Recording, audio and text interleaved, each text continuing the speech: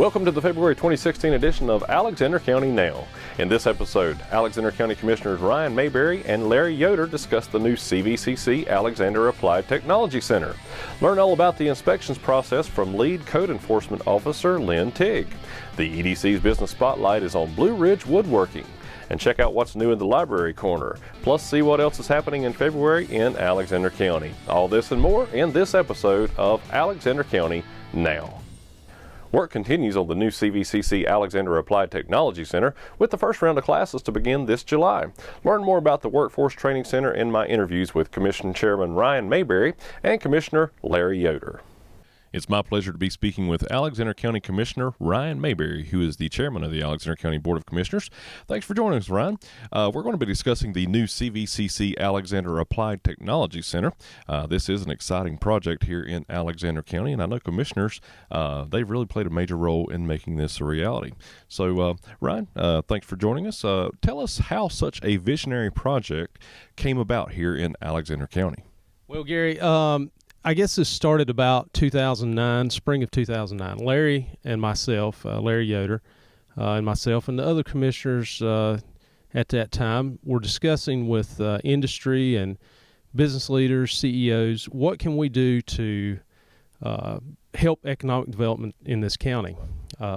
So one of the things that came out of those meetings and surveys was that they were having a problem with getting qualified applicants for job openings. Very few job openings at that time as well. So, so one of the things that we looked at was what can we do to help these people get the qualifications they need to work in those different industries. And it just grew from there. That was the genesis of it, and that's where it came about. So there's a lot of people involved. Larry and myself have been involved from the very get-go. Right, and so I guess in 2012, that's when the county purchased the property down there near CVCC, and we've made that the new home of the CVCC Alexander Applied Technology Center. Correct, and we actually looked at many different sites, many different buildings. That particular spot and those buildings were the ones that worked out the best. We've looked at, in addition to the Furniture Academy, all different types of training that the CEOs of these different manufacturing companies might need to get those qualified employees for those jobs. I know that we talked to one CEO, and he said that the last 60 people that he had hired lived outside of Alexander County, even though that business is located here. Right. So we had to do something to get those qualified or those employees qualified to work the job openings that were here. So Ryan, briefly, tell our viewers a little bit more about what they can expect to learn at this new state-of-the-art facility. Well, of course, we're going to have the Furniture Academy. Many of the different furniture companies in the county got together. They developed a curriculum. Craftmaster and the CEO there, Roy Calcane, was very involved in that process.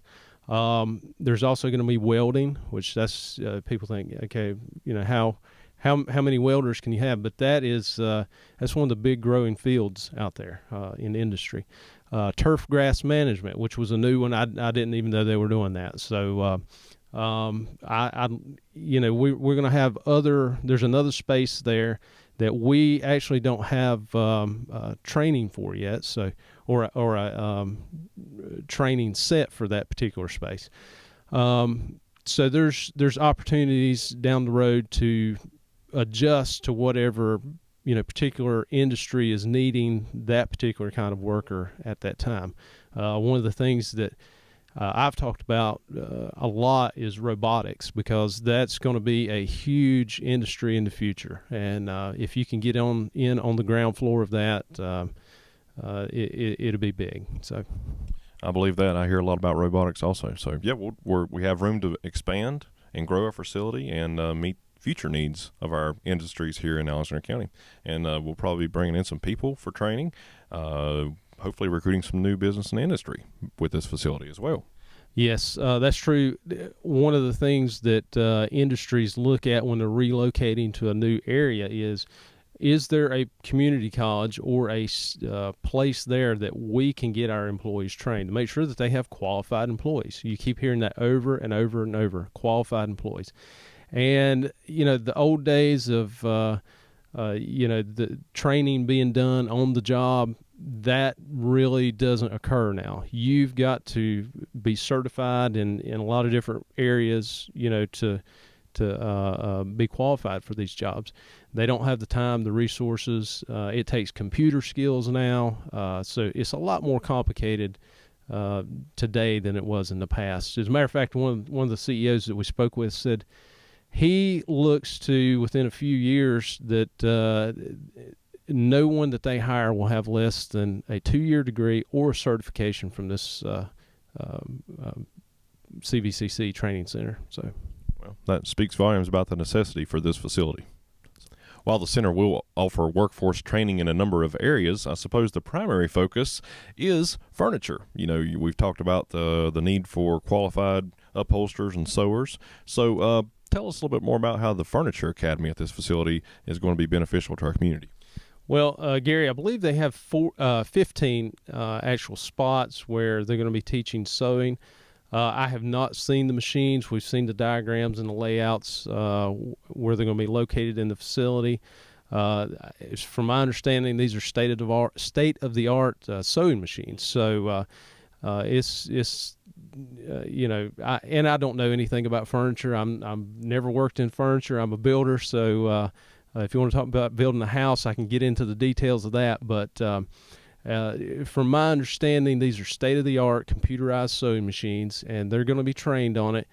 I can't remember how many weeks the certification is, but they're going to train on those. When they're done, they're going to be certified. And from what I understand, as long as they've got that certification, they're going to be like top of the or first in line for jobs in this county at furniture places. Yeah, right. And I know a lot of the furniture industries, they're going to offer some scholarship money to qualified to students who want to do the program, and pretty much going to be guaranteed some jobs when they come out, because these guys are needing some qualified workforce out there. So thank you, Ryan, for that. It's my pleasure to be speaking with Alexander County Commissioner Larry Yoder, longtime commissioner here in Alexander County. Larry, this project has been an exceptional partnership between multiple agencies, whether it's federal, state, or local. So tell us more about that. Well, you've got the U.S. Economic Development Administration, the Appalachian Regional Commission, Golden Leaf Foundation, Duke Energy Foundation, and we've had local industries that's also contributed into making sure this happens, and county government. I have to say that you folks need to understand Alexander County tax dollars have gone into this project, and it's a good project. It's going to take care of the industry that is here. And you need to understand, you take care of what's at home and what we already have, which will be a valuable asset to our county and to the future of our young folks in this county. And it's another way to keep those kids at home, and that will be really good. These folks did an outstanding job of contributing and making this happen. Now, the Western Piedmont Council of Governments will be administering these grants, and Sherry at the Western Piedmont Council of Governments has been a very valuable asset to us in this process. And I cannot say enough good things about the Western Piedmont Council of Governments and the things they've done in order to make this project happen. A lot of people involved, our economic development personnel, CVCC, Dr. Henshaw, Rick French, county manager, Darrell Robinson, the engineer. And if I name everybody's name, I'll leave somebody out. Should never have done that, but at the same time, these folks have been very valuable. Our economic development people have done a tremendous job in assisting the Western Piedmont Council of Governments in making sure all these grants were properly done so that we'd receive them. And we were very fortunate. This system, this thing that's going on at CVCC is one of the premier things that we've done in this county. Do you believe this project shows Alexander County is making progress in economic development and education? Yes, I absolutely do. I think any time that you work toward educating your workforce, it gives the presentation to other people outside of our county that we have a well-trained force that can do the job. I have never heard anything except compliments about our workforce in this county, whether it's from inside the county or whether it's from employers outside of the county. Our workforce is second to none. Our citizens are second to none, and they do an outstanding job whenever they're working and taking care of things. It will be good for the county, and I think this is another area that brings a momentum to economic development here. It shows that we care. It shows that we're trying to make an effort to do the things that we need to do in educating our citizens to do the jobs that need to be done in order for us to keep the companies that we have now. And I think I'm a firm believer you take care of home before you take care of somewhere else. And in doing this project, it's a great benefit because we're taking care of home. We're taking care of our citizens. And to all these folks that's made this happen, just a great big heartfelt thank you to every one of you, because it is a big deal for Alexander County. Now, Larry, I understand an information session is being planned for the new CVCC Alexander Furniture Academy, which is part of the Applied Technology Center, and that is set for Thursday, April 28th at 6 o'clock. The session is going to be at the CVCC Alexander Center for Education, so we encourage the public to come out and learn more about the Furniture Academy and the slots they have available for sewing and upholstery, and you can get all the information you need at this information session. Again, that's April the 28th at 6 o'clock. Well, Larry, we appreciate your time today, and we just want to give you an opportunity to express thanks and, just give us some concluding statements about the Applied Technology Center. I know it's a real big asset to our county. Well, the thing that I want to say is that, folks, April the 28th at 6 o'clock at CVCC, you really need to come out and you need to see what is going on with this facility. Now, your tax dollars, the commitment from CVCC, the commitment from these folks that have given us the grants in order to make this happen, it's there for you. We, along with the other folks that have made these grants possible, we have given you the opportunity. The opportunity is there for you to take advantage of in order to educate yourself to be able to do these jobs in our manufacturing facilities. Take advantage of it. Take advantage of it. Some of these industries are going to be offering scholarships, and it won't cost you anything if you qualify for the scholarship. So take advantage of this. This is another opportunity for us to grow in Alexander County and to be better than the best. And we want to be better than the best because we live in Alexander County. And if you show a true interest in what's going on at CVCC and what's going on with the industry trying to educate our people, all possibilities open up at CVCC for us. We can have agriculture classes. We can have other classes that will help you in your opportunities for employment in other areas. But you've got to show an interest. The opportunity is there. It's now up to you to take advantage. Thank you. Thank you, Larry. And this is just another shining example that Alexander County is truly a wonderful place to live, work, and play. Well, this is truly an exciting project here in Alexander County as we work to prepare our citizens for quality jobs. Again, mark your calendar for the information session for the furniture coursework on April 28th at 6 p.m. at the CVCC Alexander Center for Education. Are you registered to vote? March 15th, 2016 is the statewide primary election day. Voters must be registered to vote by February 19th, 2016 at 5 p.m. to be eligible to vote in this election. You may register to vote or update your address at the Board of Elections office located at 370 First Avenue Southwest, Taylorsville.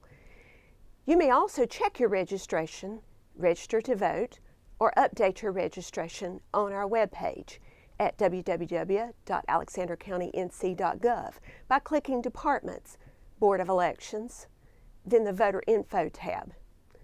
In 2016, North Carolina will require that voters present an acceptable photo ID at the polls in order to cast a regular ballot. If you do not have an acceptable photo ID, you can get one for free at the DMV. There are a number of exceptions to the photo ID requirement, including an opportunity for voters to sign a declaration stating that a reasonable impediment prevents the voter from obtaining acceptable photo ID.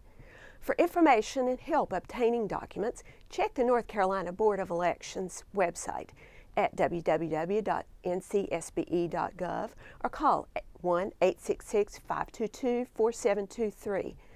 One-stop early voting for the statewide primary election will be held at 3 sites in Alexander County. At the Board of Elections office, 370 First Avenue Southwest, Taylorsville, beginning March 3rd at 8 a.m. At Bethlehem Community Fire and Rescue Department, 7373 NC Hwy 127, Taylorsville, and at the Stony Point Volunteer Fire Department, Station 1, 501 Ruatan Park Road, Stony Point, beginning March 7th at 10 a.m. If you have questions regarding your voter registration or the upcoming statewide primary election, please contact us at 828-632-2990. Well, I'm sure most of you are aware that there is a process involved when building a new house, a new commercial building, or even an addition to an existing structure. So we're here today to help you through the process. I'm speaking with Lynn Teague, who is the lead code enforcement officer for Alexander County. Now, Lynn, I guess most folks, they think of you as the building inspector. So you've worked for Alexander County since 1997, so you do a great job, and we're proud to have you here in Alexander County working for us. Of course, we want our citizens to understand that this inspection process was actually required by North Carolina state law.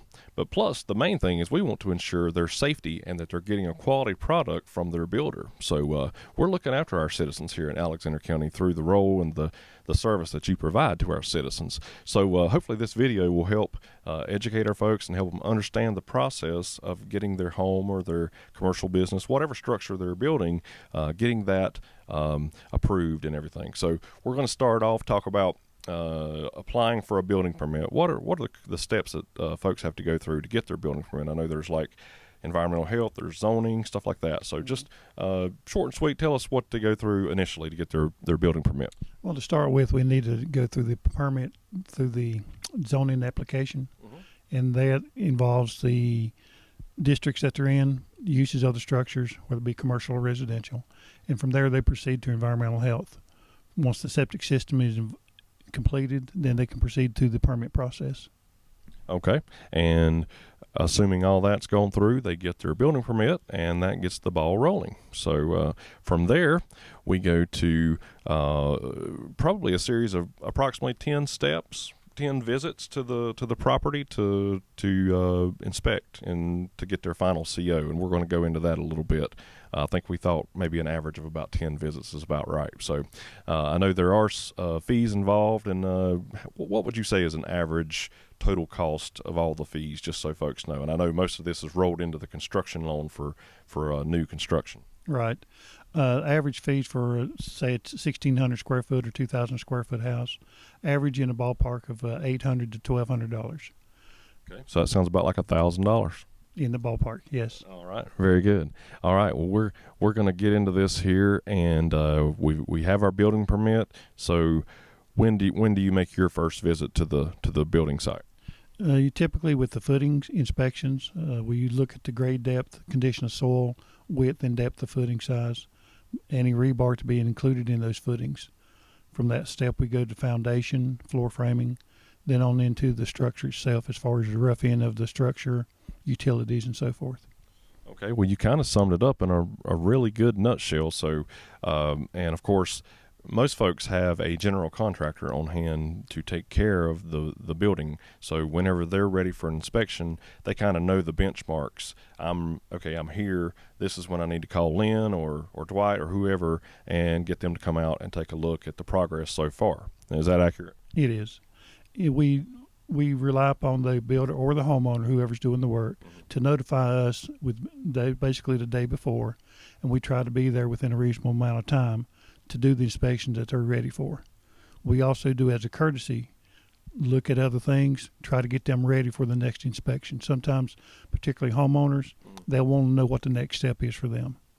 I know you told me earlier, homeowners, if they're doing homeowner as contractor, they actually have to be present for the inspection process. Yes, last year the state put a mandate on that that the homeowner, as general contractor, is required to be on site for their inspections. If they have licensed subcontractors doing the work, then they don't have to be there for that part. Gotcha. But for the general construction of whatever the homeowner is responsible for, it's their responsibility to be there on site. Okay. So again, starting the process, you're going to apply for your building permit. Once you get that, you go through a series of inspections with Lynn and his crew. And just to let you know, folks, they're located down at the old Wittenberg School down on 16th South. You can stop in or give them a call, and they'll be glad to help you.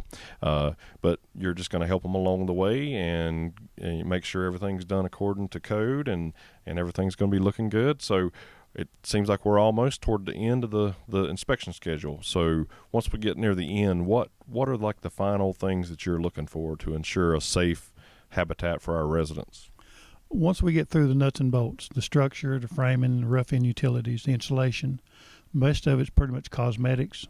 So we just look at the ceiling, waterproofing, weatherproofing, address information, general condition of finished product, making sure that the electrical and smoke detector systems operate. Mm-hmm. And from that, it's basically a CO, certificate of occupancy.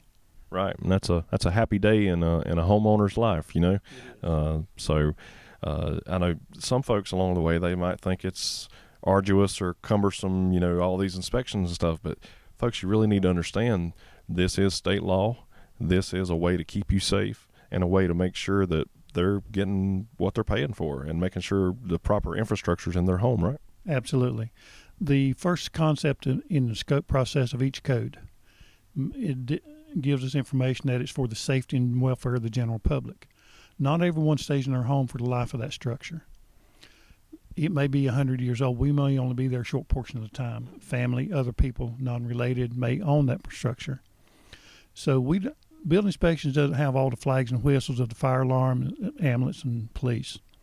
We do our inspection, but if we don't do our job, then those agencies have to roll a lot more often. So it's for everyone's protection and concern. Very good, Lynn. Very well said.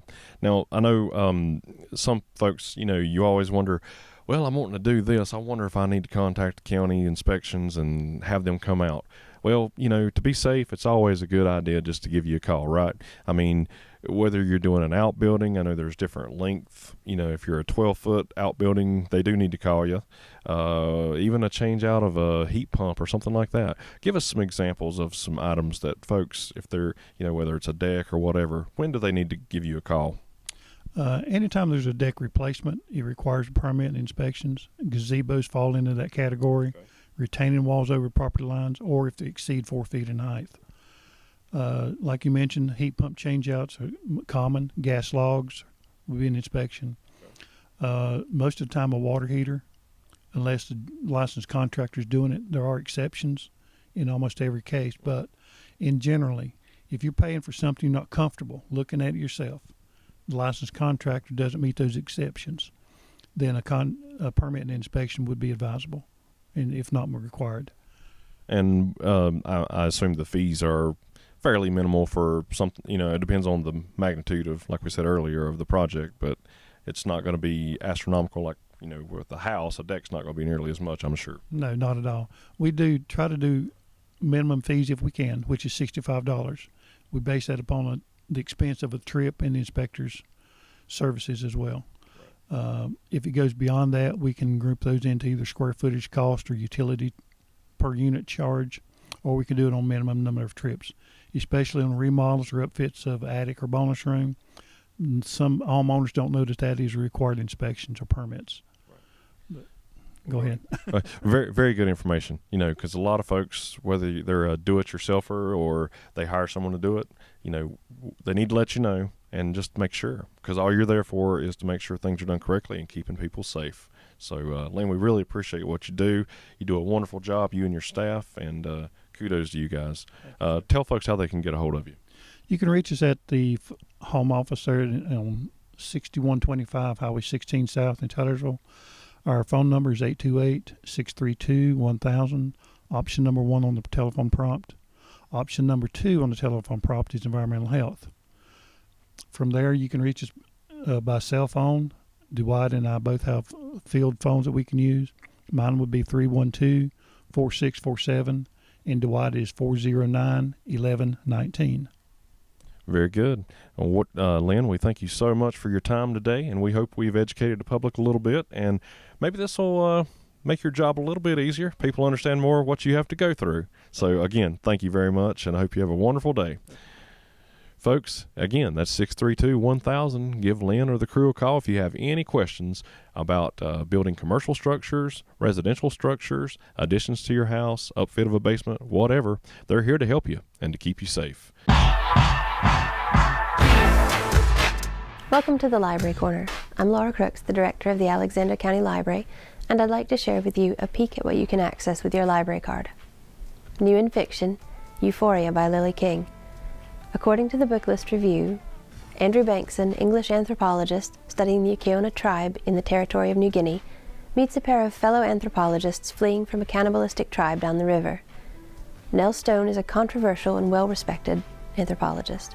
Her husband, Fenn, is envious of her fame and determined to outshine her. Bankson helps them find a new tribe to study, the artistic female-dominated Tam.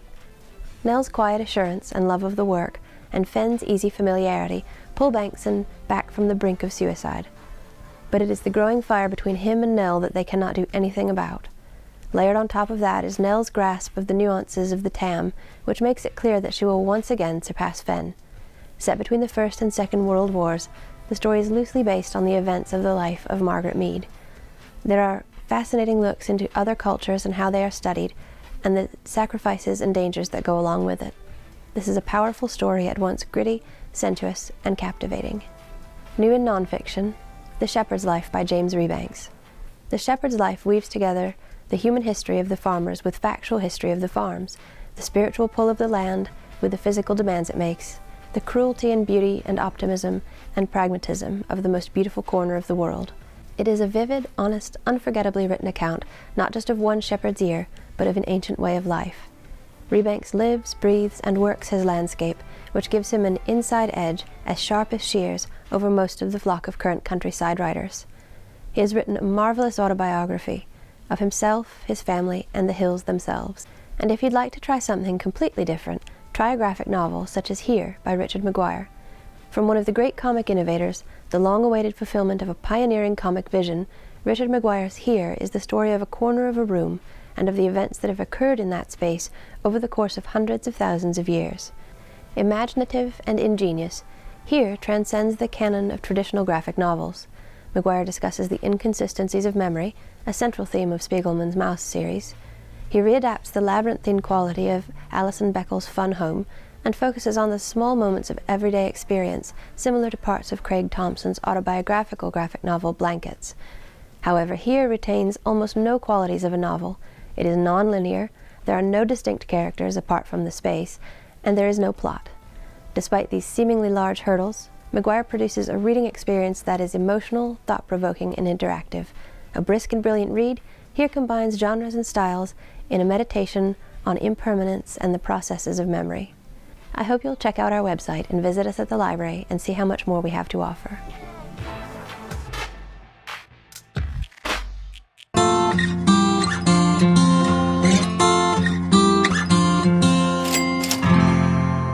We're here today at Blue Ridge Woodworking. They're located at 126 Bolick Chair Lane off Highway 127 in the Bethlehem community. It's our pleasure to have Gabe and Athena Garnto here with us today. So thank you for allowing us to come into your business. You got a wonderful place here, a place with a lot of history. I mean, it's amazing. It's been Bolick Chair and probably 3, 4, 5 different other businesses throughout the years. So you've bought an old building and repurposed it to your use, much like the products that you're doing here, and we'll get into that. So what do they make here at Blue Ridge Woodworking? Well, they're going to tell us. Desks, tables, chairs, home decor items, and they're all made right here in Alexander County, so we're proud of that. So, Gabe, let's get into the business a little bit here. Tell us what you actually do here at Blue Ridge Woodworking and how you got your start. Been doing this for about 6 years. Started out with an idea of just making stuff for myself and family needs and friends and stuff like that. Wanted some of the stuff that we make. Or I made, and just kind of grow from there. Started out just being myself making furniture, and finally we just got exposed on the internet and asked my wife to help out because I couldn't handle the admin stuff, and wasn't very all that great on staining and polying, and she came along, and we just kept on growing, adding staff, and trying to put people back in business and employing others to help us as we go along on this venture. Yeah. So you kind of started with your family doing some stuff along the way. I know you said your dad was a real good woodworker, and he encouraged you along the way, and then it's kind of become a family business for you and Athena and Sydney and Ian and everybody. So I think you said you've got 7 or 8 employees here at the shop. Currently, with me and my wife, we have 7. Most of the guys are full time. None of us actually had any experience prior to doing this, so it's been a learning adventure. And truthfully, we try not to make it more production, but more like art. Put a high emphasis on the quality and the appearance of it, using solid wood products, mostly recyclable wood, to keep the cost down, so we can actually retail our products at a good market price, and that's what people expect. Well, I mean, we're going to show some stuff from your shop during this video, but you look around and you've done some amazing work here, and we can hear the machinery going on in the basement. So pretty much a pretty good operation here you've got going. We're proud of you. Oh, thank you. And I'm proud of everybody that works here. I couldn't do this all by myself, and it's been a total team effort. Very good. And I know we talked briefly about what you do manufacture here, but go into it just a little more in depth and tell people what you got. A little bit of everything. We do a lot of multi-species wood products. We do metal fabrication now, currently in-house. If you dream it, we build it. So you're not just limited to desks and tables and stuff like that. If they've got a wood product or an idea for something, you can probably make that for them. Yes. All I need is a picture, and we can just take it from there. Man, you must be a smart dude, and you got a lot of vision and creativity there. Yep, there's always a way to work yourself, out of a box, and just being creative, and pencil on a piece of paper, and kind of draw it up and have a good game plan. And it's kind of like the lesson in life: if you don't have a plan, you're really not going to go anywhere. Right. Yep. Pathway to success. So very good, Gabe. All right, we're going to talk to you better half here for just a minute. How's that? Okay, Athena. Thanks for letting us into your business today. We're going to talk to you more about the business side of the equation here. Now, if folks want to order something from Blue Ridge Woodworking, how do they go about doing that? Do they make a phone call, or do they go on a website, submit a contact us kind of post, or how's that go? We have so many different avenues for customers to order from us. We have a basic website, blueridgewood.com. Mm-hmm. We're also on Etsy, Blue Ridge Woodworking, Facebook, Twitter, Instagram, everything. Most of our sales are based online. They can either email us straight through the website or contact us through Etsy. We do get phone calls, and occasionally we do have people that just come in off the street just to see our product and everything, see what we can do in person. We always try to work with people if they have budgetary issues or anything like that. We always take a down payment if they do want to work on something like that. We always definitely try to work with people. But it's a very personable business that we have going. We try to keep everything small, attention to detail with everything, and really pay attention to the customer, to their needs and wants, to make sure that they do have a product that's going to last for generations. Right.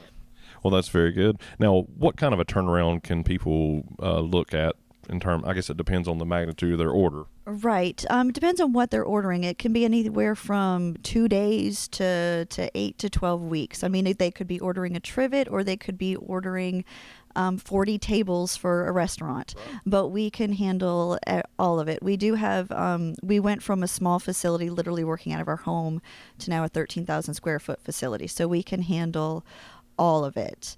But it's just the turnaround depends on what it is they're ordering, the finish that they're looking for, the species of wood, everything. There's so many different things, but anywhere from, really 2 days to 12 weeks.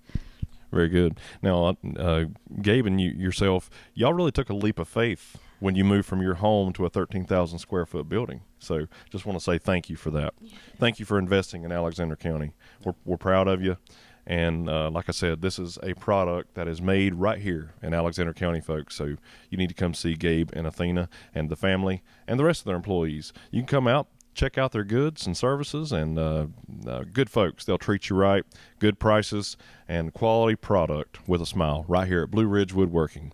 Their phone number is 828-495-2600. Go to blueridgewood.com. You can find them on Facebook, Twitter, Instagram, Tumblr, you name it, they're probably on it, so check them out. Good folks, good products made right here in Alexander County. Again, that's blueridgewood.com, and we always encourage you to buy local, Alexander County. To learn more about our Buy Local Alexander County campaign, visit the Alexander County EDC website, alexanderedc.org, or give me a call, 828-632-1378. Buy local, Alexander County.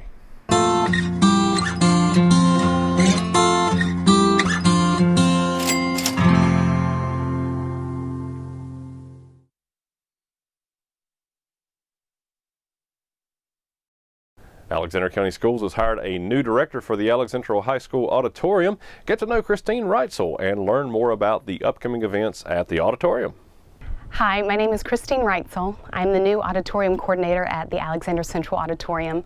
I'm thrilled to be back in Alexander County and working in the arts. We have many wonderful things in store for 2016, beginning with 2 concerts to be performed in February. Presented by Ray Johnson, The Inspirations, along with opening group Second Generation, will perform on Saturday, February 6th at 6 p.m. The Inspirations are truly in a class by themselves, one of a kind. Their 42 years in this industry represents lives and careers dedicated to the cause of Christ and gospel music. They stand for good moral character, strong ethic, and Christian values and principles. They have graced the ACA stage numerous times with resounding anticipation and praise. Tickets are $15. Children 12 and under are free admission. Groups of 10 or more are $12 per person. To purchase your tickets, you can visit several locations, including Ray's Barbershop, Faith Christian Shop, Gary Goebel Insurance, Evans Drug and Company, and KM Electrical Heating and Air. You can also call Ray at 828-632-7926 or the auditorium at 828-632-1366. On Saturday, February 27th, MercyHeart, a local contemporary Christian band out of Granite Falls, will perform a benefit concert for the Alexander County school system. Show time is 7 p.m. Driven by the passion to bring the gospel of Christ to all people, MercyHeart strives to reach out and fellowship with folks that would not normally consider attending a traditional church setting while growing relationships within the traditional worship community. Their original writing reflects the same character by blending songs with tonal qualities reminiscent of today's mainstream contemporary Christian music, with elements that are unique to the genre, which includes powerful testimony to the group's walk with Christ and the positive effect God has had on their lives. Admission to this concert is free, and free will donations will be accepted at the door. All proceeds will support educational programs in conjunction with the arts for Alexander County schools. I look forward to seeing you at the auditorium. Through February 29th, the Hiddenite Arts Heritage Center's Emerging Artists Wall exhibit space features the work of student artist Lorin Donnelly.